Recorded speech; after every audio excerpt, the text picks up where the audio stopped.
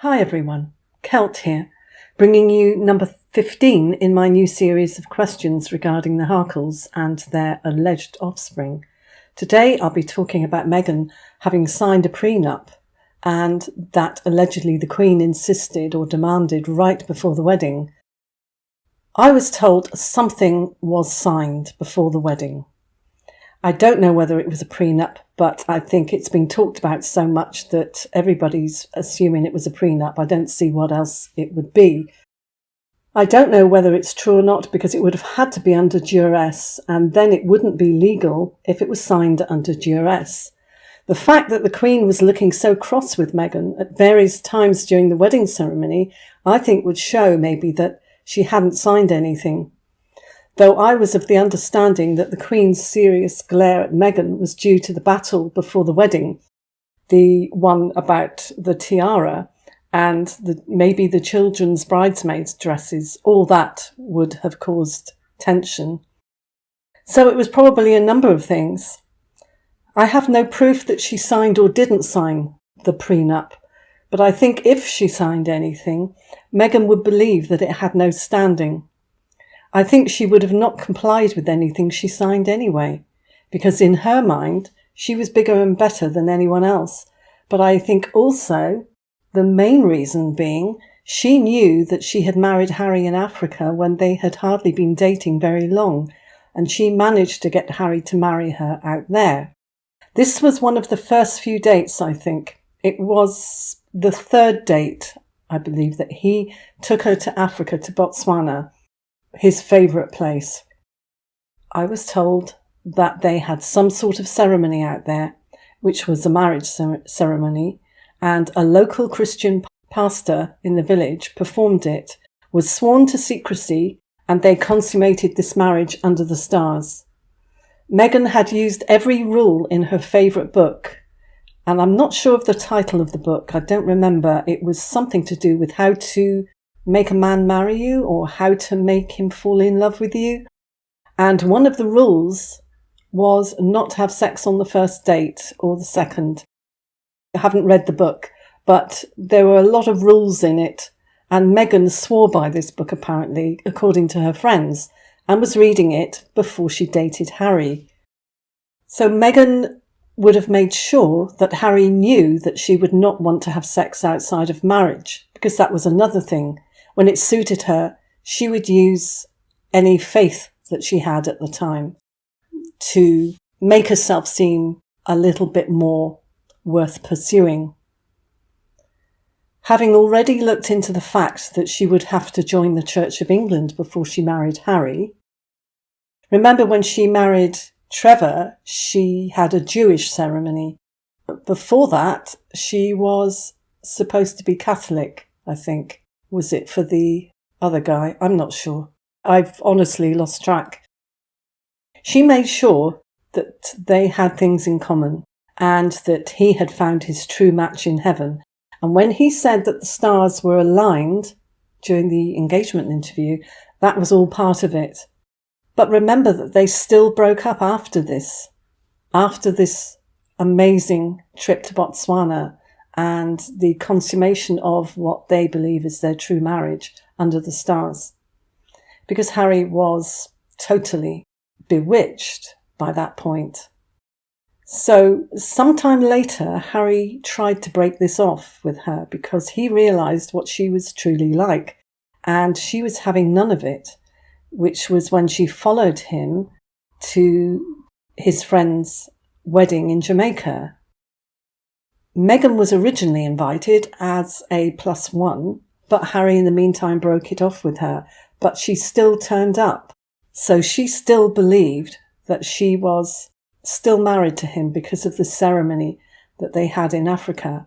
I don't know if it was legal, but she would have convinced him, or tried to convince him, that it was spiritually a marriage.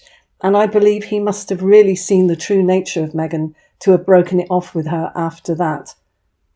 And also after having said originally how it was love at first sight.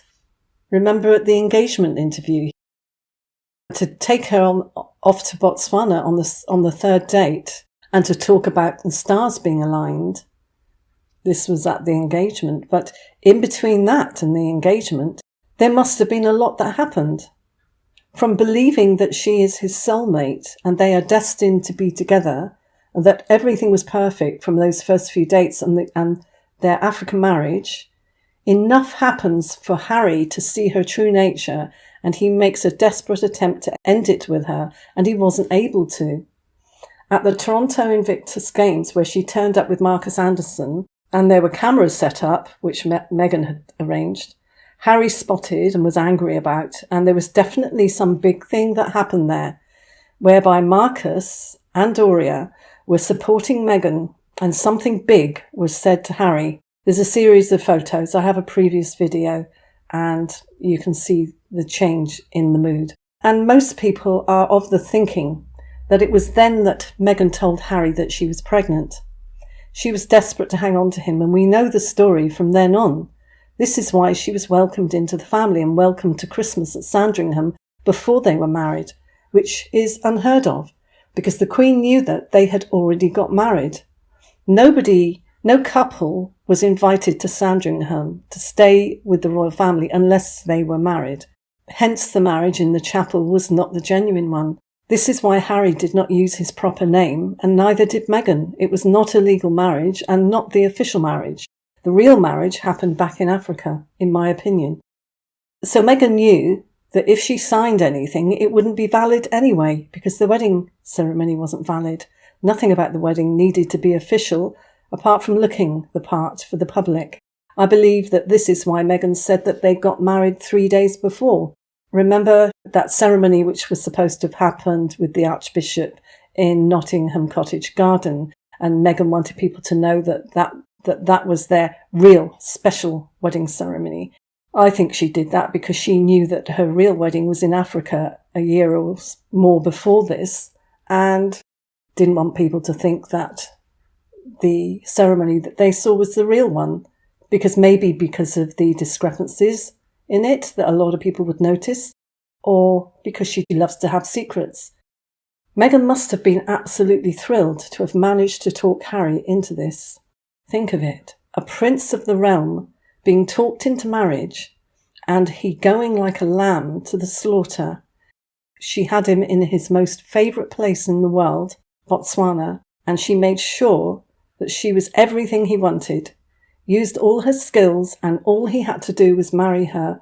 And she arranged for the pastor and the witnesses. She did the whole thing, and Harry went along with it. Very willingly, I believe. My question, and I only have one, is where were his bodyguards? They wouldn't be in the tent with them, for sure, but they must have been around the rest of the time. Where were his bodyguards when they actually got married? So I believe that there are many other reasons why Meghan feels she has a right to walk all over the royals. Her sense of entitlement knows no bounds. I think she really believed she was going to be queen. The fact that she was in the process of taking a selfie while trying to position herself on the Queen's throne is probably not a surprise to many of you, after all that has transpired. One of you pointed out in the comments about her trying to sit on the throne and being caught in the process, and I managed to get some more information on that. She was trying to take a selfie, and just as shocking as Ghislaine Maxwell and the actor Kevin Spacey having their photo taken on the thrones, probably taken by Jeffrey Epstein or Prince Andrew, on the Queen's throne and on Prince Philip's throne. As I said, look outside of the royal family regarding Meghan. So, let me have your thoughts on this alleged prenup. Do you think she signed anything? And what do you think about the Africa marriage? It does make sense to me. So, let me have your thoughts. I know this is old stuff, but a lot of you are enjoying me bringing it up because it is a refresher. It's good for the new subscribers to hear some of the stories they probably don't know, and the information around it. I remember at the time hearing quite a lot of information around that Africa trip. I think a lot of us have forgotten a lot of the information around that. The fact that it was a Christian pastor that Meghan had sought out while they were out there. So she certainly worked fast, didn't she? Let me have your thoughts, and I'll see you in the next one. Thanks for watching. Much love. Bye.